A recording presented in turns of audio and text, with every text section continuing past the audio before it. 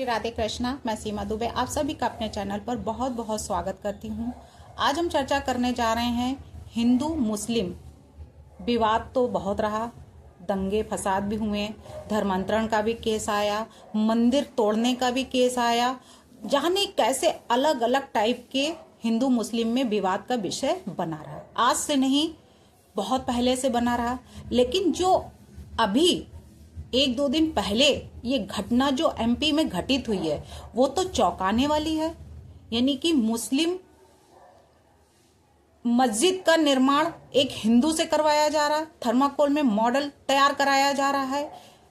तो हिंदू नेताओं ने जो हंगामा किया कि मुस्लिमों से अब हनुमान चालीसा पढ़ाई जाए, तो ये आखिरकार ये विवाद जानबूझकर किया गया या फिर एक प्रोजेक्ट के थ्रू ये किया गया, और वो भी हिंदू से ही क्यों ऐसा कराया गया कि आप मस्जिद बनाइए प्रोजेक्ट में। तो ये प्रोजेक्ट वाला जो खेल खेला गया, तो ये सोची समझी साजिश है या फिर वाकई में ये कोई बड़ा षड्यंत्र है। यानी भारत में हिंदू मुस्लिम संघर्ष, ऐतिहासिक तनाव, वैचारिक मतभेद और कट्टरपंथी जो समूहों की हरकतों से प्रेरित यानी कि है, वो सभी लोग जानते हैं। जो सांप्रदायिक दंगों को भड़काते हैं, दंगा मचाते हैं, कहीं कुछ, आप बंगाल का ही माहौल देख लीजिए। बांग्लादेश तो बिल्कुल सारे रिकॉर्ड तोड़ चुका है। वहां पे तो हिंदुओं के साथ में ऐसा अत्याचार किया जा रहा है कि मानो वो तो मुस्लिम राष्ट्र बन गया हो। हिंदू का कोई वही नहीं है, कोई उनका नामो निशान नहीं रहना चाहिए। हिंदुओं के बहनों के साथ में, बेटियों के साथ में, माओ के साथ में रेप करना, उनको उनके साथ में बदतमीजी करना, उनको वहां पे निकलना, बाहर निकलना तो उनको अभद्र टिप्पणियां करना, ये क्या है। वहीं मुस्लिम वहां पे बिल्कुल आराम से रह रहे हैं, कोई समस्या नहीं है। तो जहां पे अल्प हिंदू है वहां पे इनका दबदबा ऐसा है कि वो जीने ही नहीं देते, न मरने देते हैं। उनको ऐसे तड़पाते हैं कि मानो क्या है। दीपू नाम का एक लड़का था, उसको देखो कैसे खुलेआम बांध कर और कैसे पीट पीट कर मार डाला, उसके बाद जला भी डाला जिंदा। तो ऐसी बेरहमी क्यों? तो सांप्रदायिक दंगे क्यों ये भड़काते हैं? अभी बम ब्लास्ट जो हुआ था उसमें भी मुस्लिम, वहां एक यूनिवर्सिटी है डॉक्टर, उसको भी देखिए कैसी ये अल फलाह यूनिवर्सिटी में कैसे कैसे ये खेल खेलते हैं। तो मंदिरों को नुकसान पहुंचाते हैं। अभी से नहीं, प्राचीन समय, चाहे औरंगजेब हो, चाहे वो अलाउद्दीन हो, कैसे मंदिर लूटे, कैसे नुकसान पहुंचाए। और जबरन धर्मांतरण कराना, यानी हम ऐसा कर देंगे वैसा कर देंगे। देखिए गोंडा वाला केस कैसा आया था, वो बाबा कैसे वो कोड में बात करता था, काजल लगाना, ये करना वो करना, और लड़कियों को जो ब्राह्मण लड़कियां होती थी तो उनके अलग दाम थे। उसके बाद में जो वैश्य थी उनके अलग थे, जो SC ST में आती थी उनके अलग दाम लगते थे। बताइए ऐसे ऐसे खेल कहाँ से इतना दिमाग इनके पास आता है, ऐसे सातिर खोज कहाँ से ये कर लेते हैं। तो जबरन धर्मांतर जैसे अत्याचारों का कारण बनते हैं। उसके बाद 1947 के विभाजन की हिंसा से शुरू होकर आज के समय में राजनीतिक और धार्मिक विचारधाराओं के कारण भी ऐसे ऐसे कृत्य, ऐसे ऐसे षड्यंत्र करते जाते हैं और हो रहे हैं। तो ऐतिहासिक जो अगर रीजन देखा जाए कि क्या हिस्टोरिकल रीजन वो है क्या, तो ऐतिहासिक रूप से उत्तर भारत में विजय और वर्चस्व के कारण हिंसा देखी गई। उसके बाद जबकि दक्षिण भारत में कुछ समय तक संबंध शांतिपूर्ण रहे, अलाउद्दीन खिलजी और मदुरै सल्तनत जैसे जो घटनाएं अगर देखी जाए तो उनके दौरान मंदिरों का कितना विनाश हुआ, कितने मंदिर तोड़े गए, कितने ध्वस्त किए गए, और हिंदुओं पर अत्याचार का देखा जाए तो कितना अत्याचार उनका है। तो ये ऐतिहासिक एविडेंस जो है वो मिलते हैं कि हाँ उनके साथ क्या क्या हुआ। आप सोमनाथ मंदिर को देख लिए, कितने बार तोड़ा गया, कितने बार बनवाया गया। अभी भी मोदी जी गए थे वहां सोमनाथ मंदिर में। तो वैचारिक जो मतभेद और कट्टरपंथ जो इनमें है वो कब तक रहेगा। कट्टरपंथी दक्षिणपंथी समूहों और इस्लामी कट्टरपंथियों की विचारधाराओं को अगर देखा जाए तो इनके बीच में संघर्ष सांप्रदायिक हिंसा का एक प्रमुख कारण बन चुका है। विभाजन का होने के बावजूद भी अभी भी इनको नहीं है। पाकिस्तान ले लिया, बंगाल भी उनको दिया गया, उसके बाद में हिंदुस्तान में भी जो रह गए, सोचिए कितने ऐसो आराम से रह रहे हैं। लेकिन जहां हिंदू माइनॉरिटी में है वहां उनको जीने नहीं दे रहे, उनके साथ अत्याचार कर रहे हैं, उनके साथ मारकाट कर रहे हैं। और हिंदुस्तान में रह रहे हैं और फिर भी नारे और झंडे लहराते हैं पाकिस्तान के।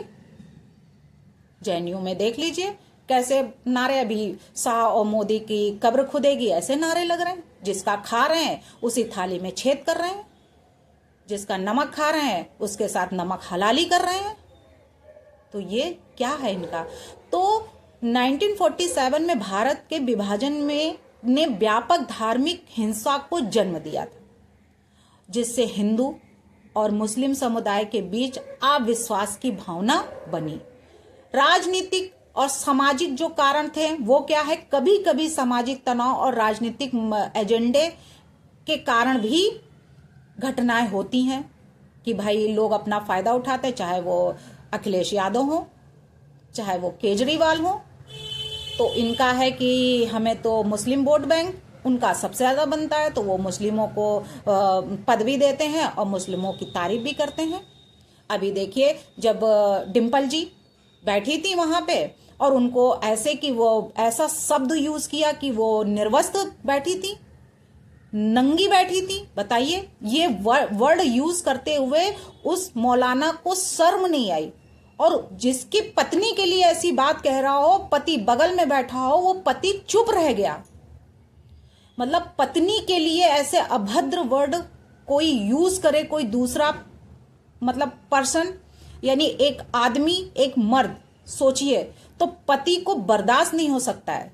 और ये कैसे पति थे, वो भी मुख्यमंत्री रह चुके पूर्व, पीढ़ी दर पीढ़ी चली आ रही है, तब वो कुछ नहीं बोले। एक बात तो बात, एक थप्पड़ तो दूर की बात है, उसको जो है जवाब तक नहीं दिया कि ऐसे अभद्र वर्ड क्यों यूज कर रहे हैं, और वहां से चुपचाप चले आए। फिर जब एक डिबेट हुई, उस डिबेट में दूसरे लोगों ने ये सवाल और वो थप्पड़ जब पड़ा, तब बात खुलकर सामने आई। तब पता चला कि नेताजी जो पूर्व मुख्यमंत्री रहे हैं वो तो शांत हैं, वो तब भी कह रहे हैं कुछ नहीं। और उनके पिताजी तो कह चुके हैं कि बड़ों से गलती हो जाती है, जवानी में गलतियां हो जाती हैं। तो अब जो परंपरा अब उनकी बन चुकी है तो उसमें तो उनके ऊपर तो कोई असर होने वाला नहीं है। लेकिन जो ऐसे लोग हैं जो आज भी जो माँ बहन और सबकी इज्जत करना जानते हैं, चाहे वो अपने ही भाई हों या फिर दूसरे दूर का भाई हो, लेकिन जो जिनकी नजरें हैं कि माँ माँ है, बहन बहन है। और बहन जी, आप आरएसएस में देख लीजिए, कभी भी कोई आता है तो सीधा बहन जी वर्ड यूज करते हैं सभी के लिए, चाहे वो कोई भी लेडी हो, किसी से बात करते हैं बहन जी, चाहे वो छोटी हो बड़ी हो, पद में जैसी भी हो, लेकिन बहन जी। तो सोचिए, तो ये फिर भी उनको उल्टा कहते हैं कि वो आतंकवादी हैं, वो भड़का रहे हैं। किसी को मना किया हिंदू मुस्लिमों को कि आप ना ज्वाइन करिए? आप भी जाइए, ज्वाइन करिए, देखिए क्या होता है।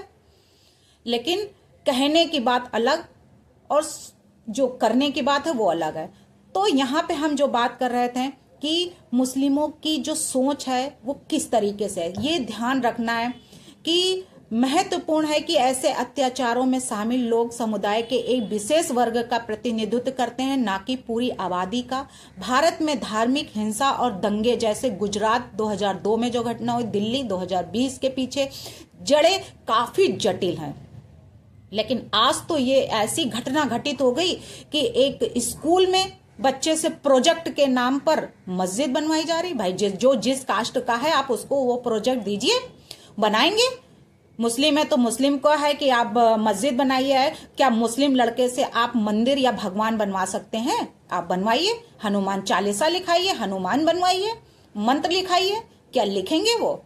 कोई मुस्लिम अगर है, अगर स्कूल में प्रोजेक्ट चल ही रहा था तो उस प्रोजेक्ट में हिंदू से अगर मस्जिद बनवाई गई है तो मुस्लिम लड़के को भी तो दिखाइए कि उसको क्या प्रोजेक्ट में आपने दिया, कि सिर्फ और सिर्फ हिंदू को ही टारगेट बनाकर उसको प्रोजेक्ट में मस्जिद बनाने के लिए दे दिया कि हाँ ये है कि भाई ये हिंदू मुस्लिम भाई भाई हैं और ये प्रोजेक्ट है कि आप ये करो वो करो। तो भाई भाई तो तब होता है जब वो प्रोजेक्ट हिंदू को आप देते मस्जिद बनाने को और मुस्लिम को देते मंदिर बनाने को, तब ये प्रोजेक्ट होता कि हाँ ये प्रोजेक्ट हमने एकता के लिए बनाए हैं कि यूनिटी एंड इंटीग्रिटी बनी रहे, इसलिए दिया है।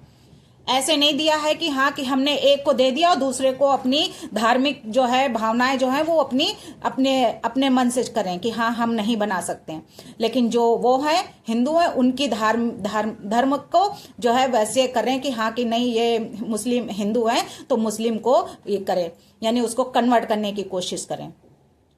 ये बता दें कि ये तो सेकुलरिज्म है, ये कह दें कि ऐसा है, तो ये गलत है। किस तरीके से स्कूल में हिंदू मतलब छात्रों से बनवाए गए मस्जिद के मॉडल, हिंदू नेता ने तुरंत जवाब दिया कि मुस्लिम स्टूडेंट से भी क्यों नहीं कराते हैं हनुमान चालीसा, उनसे भी तो कोई प्रोजेक्ट ऐसा बनवाइए। तो ये बड़वानी स्कूल कंट्रोवर्सी, मध्य प्रदेश के बड़वानी में गणतंत्र दिवस की पूर्व संध्या में 26 जनवरी का दिन था, एक निजी स्कूल में यानी प्राइवेट स्कूल में उस समय हंगामा लोगों ने शुरू कर दिया जब इस तरीके से हिंदू से प्रोजेक्ट बनवाया गया। हिंदू छात्रों द्वारा मस्जिद का मॉडल बनाने का वीडियो सोशल मीडिया पर वायरल हुआ। हिंदू संगठनों ने स्कूल पहुंचकर कड़ा विरोध जब किया और प्रबंधन धार्मिक आहत करने का आरोप लगाया कि ऐसा क्यों किया गया। तो भोपाल यानी एमपी के बड़वानी जिला मुख्यालय स्थित एक प्राइवेट हायर सेकेंडरी स्कूल में जब 26 जनवरी के दिन ये उस समय पे बवाल शुरू हुआ जब सोशल मीडिया पर यह वीडियो सामने आया।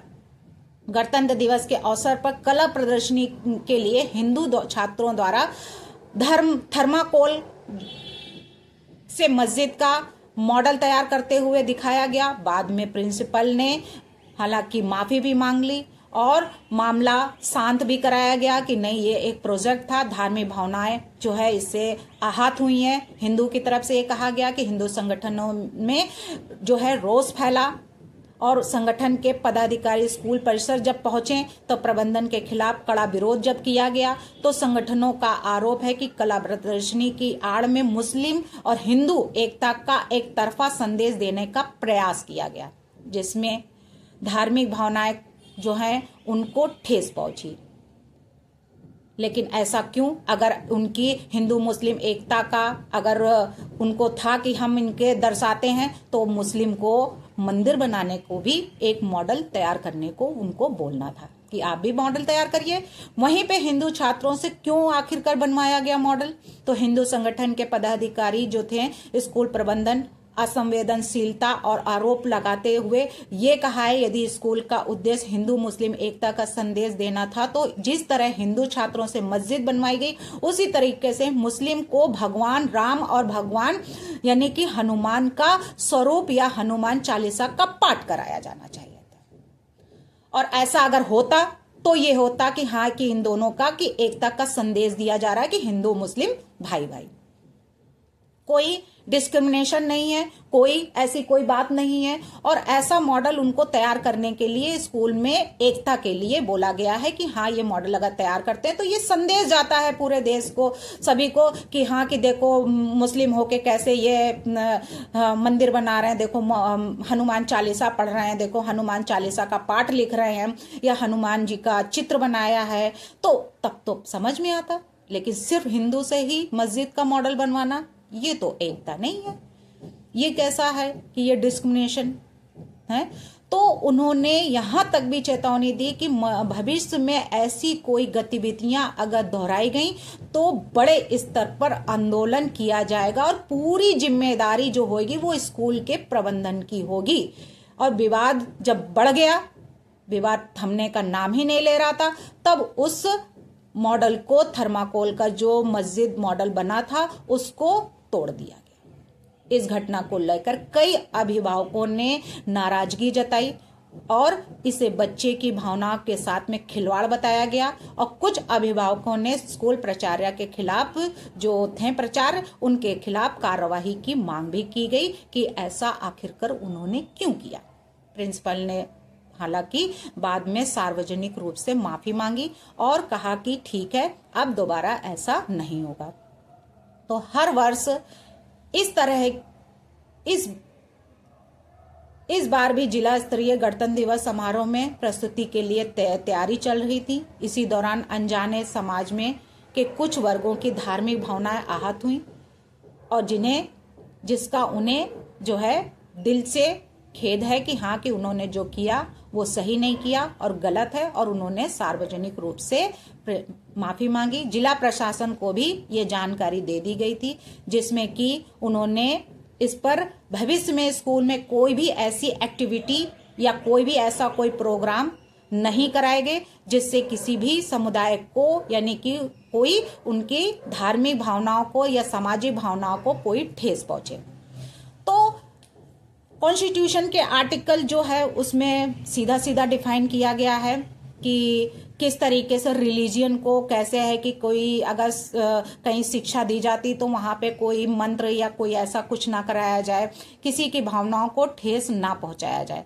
यानी कि उसमें पूरे तरीके से डिफाइन किया गया है आर्टिकल 25 से लेके और 26 तक सीधा सीधा बताया गया कि उनको अगर उनकी है, यानी कि जनगण मन के लिए भी है कि अगर किसी की इच्छा हो तो जनगण मन गाइए, नहीं तो अटेंशन होकर चुपचाप आप खड़े हो जाइए, आप गाइए या ना गाइए। जिसको गाना है गाए, जिसको नहीं गाना है ना गाए। बिजोय एमेनुअल का केस है जिसमें इसको पूर्ण रूप से डिफाइन किया गया।